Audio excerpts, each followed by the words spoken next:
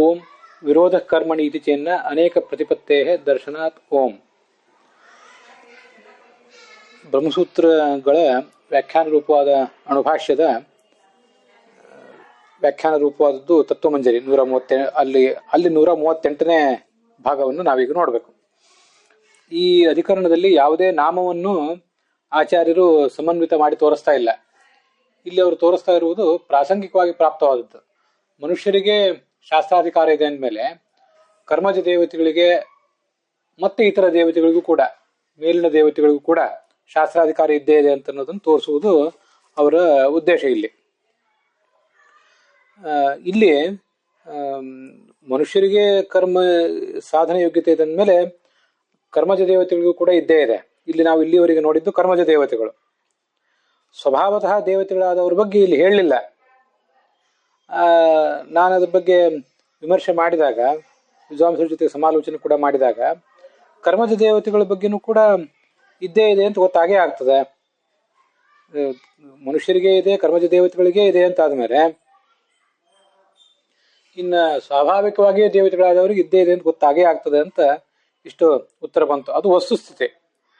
ಆದರೆ ಮತ್ತೆ ಅವ್ರದನ್ನು ಹೇಳಲಿಲ್ಲ ಯಾಕೆ ಅಂತ ಒಂದು ಪ್ರಶ್ನೆ ಬರ್ತದೆ. ಕರ್ಮಜ ದೇವತೆಗಳಿಗಿದೆ ಅಂತ ಆದ್ಮೇಲೆ ಮತ್ತೆ ಉಳಿದವರಿಗೆ ಮನುಷ್ಯರಿಗಿದೆ ಅಂತಂದ್ಮೇಲೆ ಎಲ್ಲರಿಗೂ ಇದ್ದೇ ಇದೆ ಅಂತಾನೆ ಅರ್ಥ ಆಗ್ತದೆ. ಕರ್ಮಜ ದೇವತೆಗಳಾದ್ರೂ ಯಾಕೆ ಹೇಳಬೇಕು ಅಂತ ನನಗೂ ಒಂದು ಪ್ರಶ್ನೆ ಬಂತು. ಮನುಷ್ಯರಿಗೆ ಇದೆ ಅಂದಮೇಲೆ ಕರ್ಮಜ ದೇವತೆಗಳಿಗೂ ಇದೆ, ಮತ್ತೆ ಸ್ವಾಭಾವಿಕವಾಗಿ ದೇವತೆಗಳಾದವರಿಗೂ ಇದೆ ಅಂತ ಗೊತ್ತಾಗೇ ಆಗ್ತದೆ ಅಂತ ಈ ಒಂದು ಪ್ರಶ್ನೆ ಉಳಿತದೆ. ಅದನ್ನು ಮುಂದೆ ಬ್ರಹ್ಮಸೂತ್ರಗಳನ್ನೇ ನೋಡುವಾಗ ನೋಡೋಣ, ಬ್ರಹ್ಮಸೂತ್ರ ಭಾಷ್ಯವನ್ನೇ ನೋಡುವಾಗ ನೋಡೋಣ. ಅಂತೂ ಆ ಸಂದರ್ಭದಲ್ಲಿ ಆ ದೇವತಾಧಿಕರಣ ಅಂತ ಏನಿದೆಯಲ್ಲ, ಆ ದೇವತಾಧಿಕರಣದಲ್ಲಿ ಈ ವಿಷಯವನ್ನ ಚರ್ಚಿಸ್ತಾ ಇದ್ದಾರೆ. ಅಲ್ಲಿ ಬಂದಿರುವಂತಹ ವಿಷಯಗಳನ್ನ ನಾವೀಗ ನೋಡೋಣ. ಇಲ್ಲಿ ಯಾವುದೇ ನಾಮ ಸಮನ್ವಯ ಮಾಡಿ ತೋರಿಸ್ತಾ ಇಲ್ಲ. ಸಮನ್ವಯ ಮಾಡಿ ತೋರಿಸ್ತಿರು ಈಗ ಚರ್ಚೆ ಮಾಡ್ತಾ ಇರುವುದು ದೇವತೆಗಳಿಗೆ ವೇದಾಧಿಕಾರ ಇದೆಯೋ ಇಲ್ವೋ ಅಂತ. ಈ ಹಿಂದಿನ ತದುಪರ್ಯಪಿ ಬಾದರಾಯಣ ಸಂಭವಾತ್ ಅನ್ನೋ ಸೂತ್ರದಲ್ಲಿ ದೇವತೆಗಳಿಗೂ ಕೂಡ ವೇದಾಧಿಕಾರ ಇದ್ದೇ ಇದೆ, ನಿಷೇಧ ಎಲ್ಲಿಯೂ ಮಾಡಲಿಲ್ಲ. ಅದು ಕರ್ಮಜ ದೇವತೆಗಳಿಗೆ ವೇದಾಧಿಕಾರ ಇದ್ದೇ ಇದೆ ಅಂತ ಇಷ್ಟು ಪ್ರಶ್ನೆ ಅಲ್ಲಿ ಬಂದಿತ್ತು, ಇಷ್ಟು ವಿಷಯ ಅಲ್ಲಿ ಪ್ರಸ್ತುತ ಆಗಿತ್ತು. ಇನ್ನು ಮುಂದೆ ನಾವು ಮುಂದಿನ ವಿಷಯವನ್ನು ನೋಡಬೇಕು. ಮನುಷ್ಯಾಃ ಏವ ದೇವಾದಯಃ ಭವಂತಿ ಇತಿ ತದುಪರಿ ಇತ್ಯುಕ್ತಂ. ಬ್ರಹ್ಮಸೂತ್ರ ಭಾಷ್ಯದಲ್ಲಿರುವ ವಾಕ್ಯವನ್ನು ನಾನು ನೋಡ್ತಾ ಇದ್ದೇನೆ.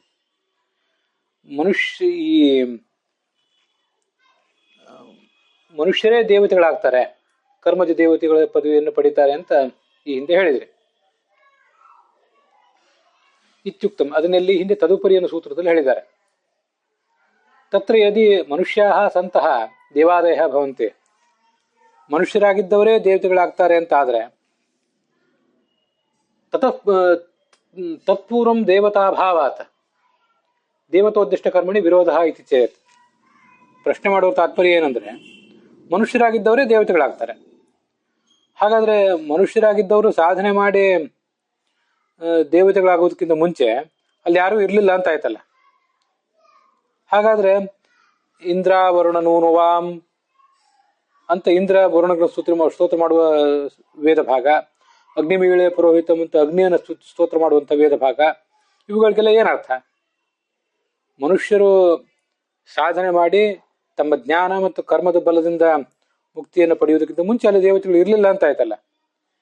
ಇರಲಿಲ್ಲ ಅಂತ ಆದ್ರೆ ಆ ದೇವತೆಗಳ ಪದವಿ ಖಾಲಿ ಇತ್ತು ಅಂತ ಆಯ್ತು. ಅದು ಖಾಲಿ ಇತ್ತು ಅಂತ ಆದ್ರೆ ಆವಾಗ ಈ ಎಲ್ಲ ಮಂತ್ರಗಳು ವರ್ಣನೆ ಮಾಡುವುದು ಯಾರನ್ನ? ಸರಿಯಾ ಅಂತ ಪ್ರಶ್ನೆ. ಹಾಗಾದ್ರೆ ದೇವತೆಗಳು ಇರಲಿಲ್ಲ ಅಂದ್ರೆ ದೇವತೆಗಳನ್ನ ಉದ್ದೇಶ ಮಾಡಿ ಕರ್ಮ ಮಾಡುವುದು ಯಾಕೆ? ಕರ್ಮ ಮಾಡುವುದೇ ವಿರುದ್ಧ ಆಗ್ತದಲ್ಲ ಅಂತ ಒಂದು ಪ್ರಶ್ನೆ ನಾವು ಬರಬಹುದು. ಸರಿಯಾ? ನ ಅನೇಕೇಶಾಂ ದೇವತಾಪದ ಪ್ರತಿಪತ್ಯ ದರ್ಶನಾತ್. ಬ್ರಹ್ಮಸೂತ್ರ ಭಾಷ್ಯದಲ್ಲಿ ಇವೆಲ್ಲ ವಾಕ್ಯ. ಇವ್ರು ಯಾರೋ ಕೆಲವರು ಈಗ ದೇವತೆಗಳ ಪದವಿಗೆ ಬಂದ್ರು ಅಂತ ತಿಳ್ಕೊಬೇಡಿ.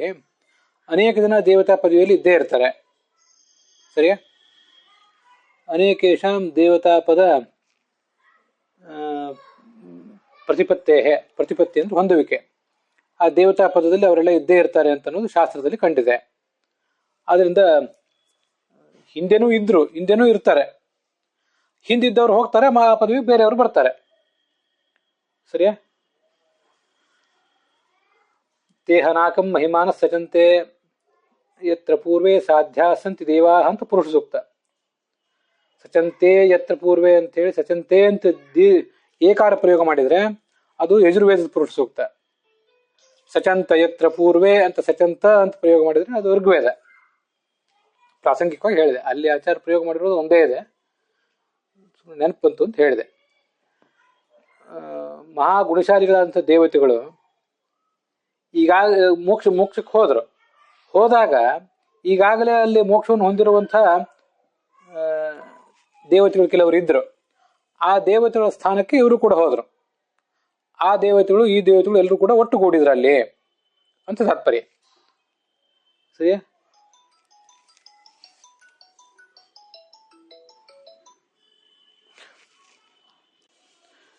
ಹೀಗೆ ಆ ದೇವತೆಗಳು ಇರುವಂತಹ ಸ್ಥಾನಕ್ಕೆ ಇವರೆಲ್ಲರೂ ಕೂಡ ಹೋಗ್ತಾರೆ.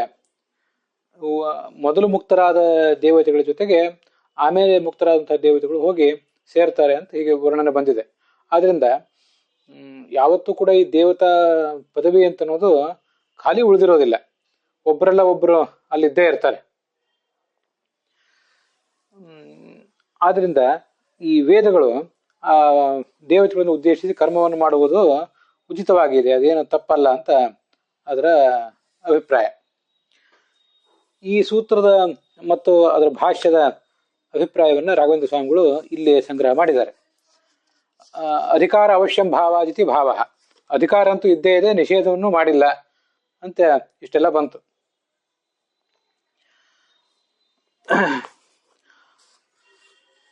ನಚ ಏವಂ ದೇವತಾನಾಂ ಅದ್ಯಂತವತ್ವೇ ಕರ್ಮಣಿ ಶಬ್ದೇಚ ವಿರೋಧ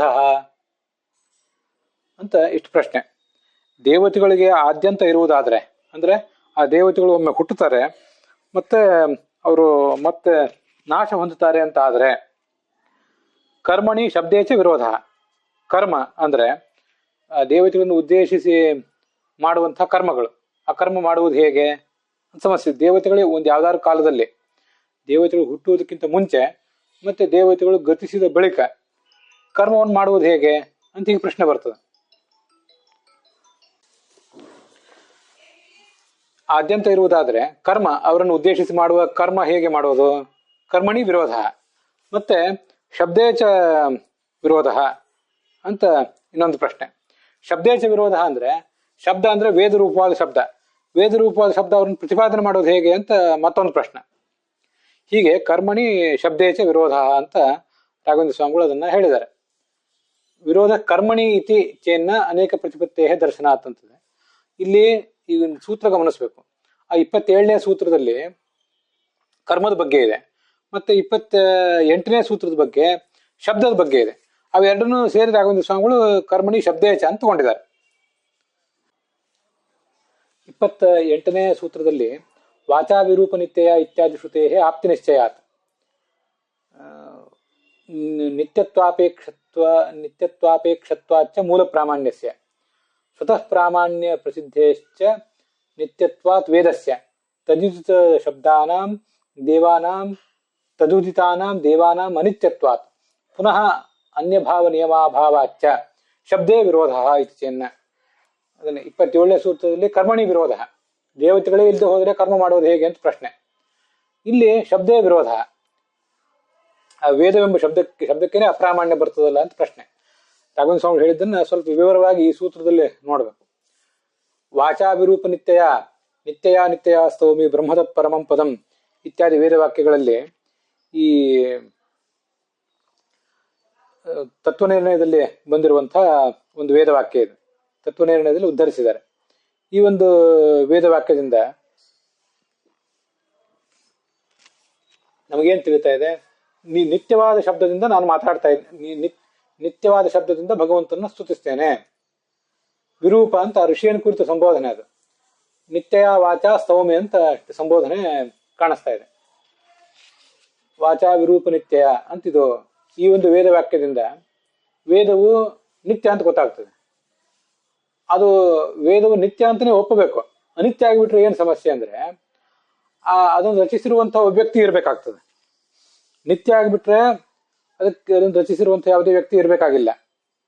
ಅನಿತ್ಯ ಆಗಿಬಿಟ್ರೆ ಅದನ್ನು ರಚಿಸಿರುವಂತ ವ್ಯಕ್ತಿ ಇರಬೇಕಾಗ್ತದೆ. ರಚಿಸಿರುವಂತ ವ್ಯಕ್ತಿ ಇದ್ದಾನೆ ಅಂತ ಆಗ್ಬಿಟ್ರೆ ಆ ವ್ಯಕ್ತಿಯನ್ನು ನಂಬೋದು ಹೇಗೆ ಅಂತ ಮತ್ತೆ ಪ್ರಶ್ನೆ ಬರ್ತದೆ. ಇಷ್ಟೆಲ್ಲ ಸಮಸ್ಯೆಗಳು ಅದಕ್ಕೆ.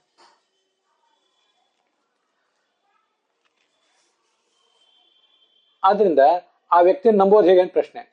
ಆದ್ರಿಂದ ಆ ವಾಕ್ಯವನ್ನು ಒಂದು ವೇಳೆ ನಾವು ನಂಬಬೇಕು ಅಂತ ಆದ್ರೆ ಆ ವ್ಯಕ್ತಿಯನ್ನು ನಂಬಬೇಕು. ಆ ವ್ಯಕ್ತಿನ ನಂಬಬೇಕಾದ್ರೆ ಅವನು ಮತ್ತೊಂದು ಯಾವುದೋ ಪ್ರಮಾಣ ಗ್ರಂಥವನ್ನು ಅವಲಂಬಿಸಿ ಈ ವೇದವನ್ನು ರಚನೆ ಮಾಡಿದ್ದಾನೆ ಅಂತ ಹೇಳಬೇಕು. ಆ ಮತ್ತೊಂದು ಯಾವುದೋ ಪ್ರಮಾಣ ಗ್ರಂಥ ಏನಿದೆಯಲ್ಲ ಅದನ್ನು ನಿತ್ಯ ಅಂತ ಒಪ್ಕೊಳ್ಬೇಕಾಗ್ತದೆ. ಅದು ನಿತ್ಯ ಆಗದೆ ಹೋದ್ರೆ ಈ ವೇದವಾಕ್ಯವು ನಿತ್ಯ ಆಗೋದಿಲ್ಲ. ಈ ವೇದವಾಕ್ಯವು ಪ್ರಮಾಣ ಅಂತ ಆಗೋದಿಲ್ಲ. ಋಗಾದಿ ಸಾಹಿತ್ಯ ಏನಿದೆಯಲ್ಲ ಇದು ಪ್ರಮಾಣ ಅಂತ ಆಗೋದಿಲ್ಲ. ಇದನ್ನ ಪ್ರಮಾಣ ಅಂತ ನಾವು ಸಮರ್ಥನೆ ಮಾಡ್ಬೇಕಾದ್ರೆ ಆ ವೇದವಾಕ್ಯ ಅಂತ ಅನ್ನೋದು ವೇದವಾಕ್ಯಕ್ಕೆ ಮೂಲವಾದಂತ ಮತ್ತೆ ಒಂದು ಯಾವುದೋ ಶಾಸ್ತ್ರ ಏನಿದೆ ಅದನ್ನ ಪ್ರಮಾಣ ಅಂತ ಹೇಳ್ಬೇಕು. ಮತ್ತೆ ಅದು ಹೇಗೆ ಪ್ರಮಾಣ ಅಂತ ತೋರಿಸ್ಬೇಕು ನಾವು. ಅದು ನಿತ್ಯ ಆಗದೆ ಅದು ಪ್ರಮಾಣ ಆಗ್ಲಿಕ್ಕೆ ಸಾಧ್ಯ ಇಲ್ಲ.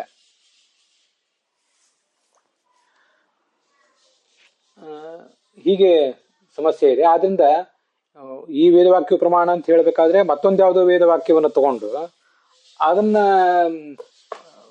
ಪ್ರಮಾಣ ಅಂತ ಹೇಳುವ ಪರಿಶ್ರಮ ಮಾಡುವ ಬದಲು ಈ ಒಂದೇ ವೇದವಾಕ್ಯವನ್ನೇ ಪ್ರಮಾಣ ಅಂತ ಹೇಳಿಬಿಡೋದು ಒಳ್ಳೇದು. ಈ ಒಂದೇ ವೇದವಾಕ್ಯವನ್ನೇ ಪ್ರಮಾಣ ಅಂತ ಹೇಳಿಬಿಟ್ರೆ ಅದು ಪ್ರಮಾಣ ಆಗ್ಬೇಕಾದ್ರೆ ಅದರಲ್ಲಿ ಹೇಳಿರುವಂತ ದೇವತೆಗಳು ಕೂಡ ನಿತ್ಯರೇ ಆಗ್ಬೇಕು. ಅವರೊಂದು ವೇಳೆ ಅನಿತ್ಯರಾಗ್ಬಿಟ್ರೆ ಆವಾಗ ವೇದ ಶಬ್ದವು ಅಪ್ರಮಾಣ ಆಗ್ಬೇಕಾಗ್ತದೆ. ಇದನ್ನೇ ಶಬ್ದೇ ವಿರೋಧ ಅಂತ. ಶಬ್ದಕ್ಕೆ ಸಂಬಂಧಪಟ್ಟಂತೆ ವಿರೋಧ ಅಂದ್ರೆ ಇದೇ ಅರ್ಥ. ಇತಿಚೇನ್ನ ಅದಕ್ಕೆ ಉತ್ತರ ಕೊಡ್ತಾ ಇದ್ದಾರೆ. ಸೂರ್ಯಚಂದ್ರಮಸೌಧಾತ ಯಥಾಪೂರ್ವ ಅಕಲ್ಪಯತ ಅಂತ ಇದರಲ್ಲಿ ಬ್ರಹ್ಮಸೂತ್ರದಲ್ಲಿ. ಇದೇನು ಯಾವುದು ಕೂಡ ಅಪ್ರಮಾಣ ಅಲ್ಲ. ಈಗ ದೇವತೆಗಳು ಇರುವುದಕ್ಕಿಂತ ಮುಂಚೆ ಯಾವ ದೇವತೆಗಳು ಇರಲಿಲ್ಲ ಅಂತಲೂ ಯಾರು ಭಾವಿಸಬೇಡಿ. ಸೂರ್ಯ ಚಂದ್ರ ಮೊದಲಾದ ಎಲ್ಲಾ ದೇವತೆಗಳನ್ನು ಕೂಡ ಹಿಂದೆ ಇರುವಂತಾನೆ ಭಗವಂತ ಈಗಲೂ ಕೂಡ ಮಾಡಿದ್ದಾನೆ ಅಂತೆಲ್ಲ ಮಹಾನಾರಾಯಣ ಉಪನಿಷತ್ ಹೇಳಿದೆ. ಯಥೈವ ನಿಯಮ ಕಾಲೇ ಸುರಾಜ ನಿಯಮಸ್ತಥಾ ತಸ್ಮಾನ್ ನಾನೀದೃಶಂ ಕ್ವಾಪಿ ವಿಶ್ವಮೇತದ್ ಭವಿಷ್ಯತಿ ಅಂತ ಇದು ಬ್ರಹ್ಮಸೂತ್ರ ಭಾಷೆಯಲ್ಲಿ ಆಚಾರ್ಯ ಉದ್ಧರಿಸಿರುವಂತಹ ಶ್ಲೋಕ. ಈ ವಿಶ್ವ ಯಾವತ್ತೂ ಕೂಡ ಹೀಗೆ ಇಲ್ಲದೆ ಇರುವುದಿಲ್ಲ, ಹೀಗೆ ಅದಿದ್ದೇ ಇರ್ತದೆ. ಅದು ಹೇಗೆ ಅಂದ್ರೆ ಒಂದು ಯುಗ ಮುಗಿದ್ರೆ ಮತ್ತೊಂದು ಯುಗ. ಯಥೈವ ನಿಯಮ ಕಾಲೇ, ಕೃತಯುಗ ಮುಗಿದ್ಮೇಲೆ ಮತ್ತೊಂದು ಯುಗ, ಹೀಗೆ ಯುಗಗಳು ಮುಂದುವರಿತಾ ಇರ್ತವೆ. ಚತುರ್ಯುಗ ಮುಗಿದ್ಮೇಲೆ ಮತ್ತೊಂದು ಕಲ್ಪ, ಈ ಸೃಷ್ಟಿ ಮುಗಿದ್ಮೇಲೆ ಮತ್ತೊಂದು ಸೃಷ್ಟಿ. ಆದ ಕಾಲ ಯಾವತ್ತೂ ಕೂಡ ನಿಲುಗಡೆಯನ್ನು ಪಡೆಯೋದಿಲ್ಲ. ಅದರಂತೆ ಈ ದೇವತೆಗಳ ಗಣಗಳು ಕೂಡ ನಿಲುಗಡೆಯನ್ನು ಯಾವತ್ತೂ ಕೂಡ ಪಡೆಯೋದಿಲ್ಲ. ಸುರಾದಿ ನಿಯಮಸ್ತಥಾ, ಇವತ್ತು ಹೇಗಿದೆಯೋ ಹಾಗೆ ಇದೇ ತರದ ಚಕ್ರ ಯಾವತ್ತೂ ಕೂಡ ನಡೀತಾ ಇರ್ತದೆ. ಹಿಂದೆ ಯಾವತ್ತೂ ಕೂಡ ವಿಶ್ವ ಈ ತರ ಇಲ್ಲದಿರುವುದಿಲ್ಲ ಅಂತ ವೇದವಾಕ್ಯ ಇದೆ. ಅತಯವ ಶಬ್ದಾತ್ ತೇಷಾಂ ಪ್ರಭವ ನಿಯಮಾತ್. ಈ ವೇದವಾಕ್ಯದಿಂದಲೇ ಅವರೆಲ್ಲರೂ ಕೂಡ ಹಿಂದೆ ಇರುವಂತೆ ಈಗಲೂ ಇರ್ತಾರೆ, ಈಗ ಇರುವಂತೆ ಮುಂದೆಯೂ ಇರ್ತಾರೆ. ಮಹತಾಂ ಪ್ರತ್ಯಕ್ಷಾಚ, ಕೇವಲ ವೇದವಾಕ್ಯಗಳಿಂದಲ್ಲ, ಜ್ಞಾನಿಗಳಾದಂಥವರು ತಮ್ಮ ಪ್ರತ್ಯಕ್ಷದಿಂದ ಇದನ್ನೆಲ್ಲ ಕಂಡುಕೊಂಡಿದ್ದಾರೆ. ಯಥಾ ಇದಾನೀಂ ತಥಾ ಉಪರ್ಯಪಿ ದೇವಾ ಭವಿಷ್ಯಂತಿ ಇತಿ ಇತರೇಷಾಂ ಅನುಮಾನಾಚ್ಚ. ವೇದವಾಕ್ಯಗಳಿಂದ ಅದು ಗೊತ್ತಾಗ್ತದೆ. ಅದಷ್ಟೇ ಅಲ್ದೇನೆ ಅನುಮಾನದಿಂದಲೂ ಈಗ ದೇವತೆಗಳಿರುವಂತೆ ಹಿಂದೆಯೂ ಇದ್ರು ಮುಂದೆಯೂ ಇದ್ದೇ ಇರ್ತಾರೆ ಅಂತ ಅನುಮಾನ ಮಾಡಿ ತಿಳ್ಕೊತಾರೆ ಜ್ಞಾನಿಗಳು. ಆದ್ರಿಂದ ಶ್ರುತಿಗಳಿಗೆ ಅನುಸಾರವಾದಂತಹ ಪ್ರತ್ಯಕ್ಷಗಳು, ಶ್ರುತಿಗೆ ಅನುಸಾರವಾದಂತಹ ಅನುಮಾನಗಳು ಮತ್ತು ಮಹಾತ್ಮರ ಪ್ರತ್ಯಕ್ಷ, ಈ ಎಲ್ಲಾ ಪ್ರಮಾಣಗಳಿಂದ ದೇವತೆಗಳು ಹಿಂದೆಯೂ ಇದ್ದರೂ ಇವತ್ತು ಇರ್ತಾರೆ, ಮುಂದೂ ಇರ್ತಾರೆ ಅಂತ ಗೊತ್ತಾಗ್ತದೆ. ಆದ್ರಿಂದ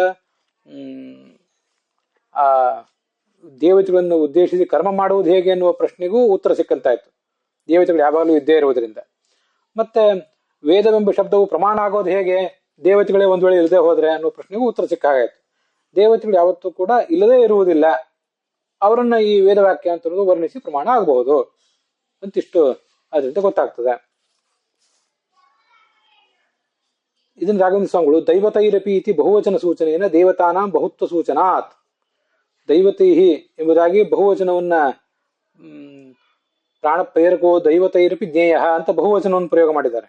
ಅದರಿಂದ ದೇವತೆಗಳು ಅನೇಕ ಜನ ಇರ್ತಾರೆ ಅಂತ ರಾಘವೇಂದ್ರ ಸ್ವಾಮಿಗಳು ಹೇಳಿಕೊಟ್ಟಾಗಾಯ್ತು. ಪೂರ್ವೋತ್ತರ ಕಾಲಯೋ ಇದಾನೀಂತನ ಇಂದ್ರಾದಿ ದೇವತಾ ಅಭಾವೇಪಿ ತದನ್ಯ ದೇವತಾ ಸತ್ವೇನ. ಇದೆಲ್ಲ ತತ್ವ ಮಂಜರಿ ವಾಕ್ಯ. ಈಗ ಇರುವ ಕಾಲಕ್ಕಿಂತ ಹಿಂದಿನ ಕಾಲದಲ್ಲಿ ಮತ್ತು ಮುಂದಿನ ಕಾಲದಲ್ಲಿ ಇದಾನೀಂತನ ದೇವತಾ ಅಭಾವೇಪಿ, ಈಗಿರುವ ದೇವತೆಗಳಲ್ಲಿ ಇಲ್ಲದೆ ಇರಬಹುದು, ಆದರೆ ತದ ಅನ್ಯ ದೇವತಾ ಸತ್ವೇನ, ಅದೇ ಹೆಸರಿನ ಬೇರೆ ದೇವತೆಗಳಲ್ಲಿ ಇದ್ದೇ ಇರುವುದರಿಂದ ತದುದ್ದೇಶೇನ ಕರ್ಮಾನುಷ್ಠಾನಸ್ಯ, ಅಂತಹ ದೇವತೆಗಳನ್ನು ಉದ್ದೇಶಿಸಿ ಇಂದ್ರ ಅಗ್ನಿ ಮೊದಲಾದ ದೇವತೆಗಳನ್ನು ಉದ್ದೇಶಿಸಿ ಕರ್ಮ ಮಾಡಲಿಕ್ಕೆ ಸಾಧ್ಯ ಇದೆ. ಮತ್ತೆ ತತ್ ಪ್ರತಿಪಾದಕ ಅನಾದಿ ನಿತ್ಯ ಶಬ್ದ ಪ್ರಾಮಾಣ್ಯಸ್ಯ ಉಪಪತ್ತೇ ಇತಿ ಭಾವ. ಆ ಹಿಂದಿನ ಮುಂದಿನ ದೇವತೆಗಳನ್ನು ಉದ್ದೇಶಿಸಿ ಈ ವೇದವಾಕ್ಯಗಳು ವರ್ಣನೆ ಮಾಡ್ತವೆ ಅವರ ಶಕ್ತಿ, ಅವರ ವೈಭವವನ್ನ. ಆದ್ರಿಂದ ಆ ವೇದವಾಕ್ಯಗಳು ಪ್ರಮಾಣ ಕೂಡ ಆಗಬಹುದು ಅಂತ ಒಟ್ಟು ತಾತ್ಪರ್ಯ.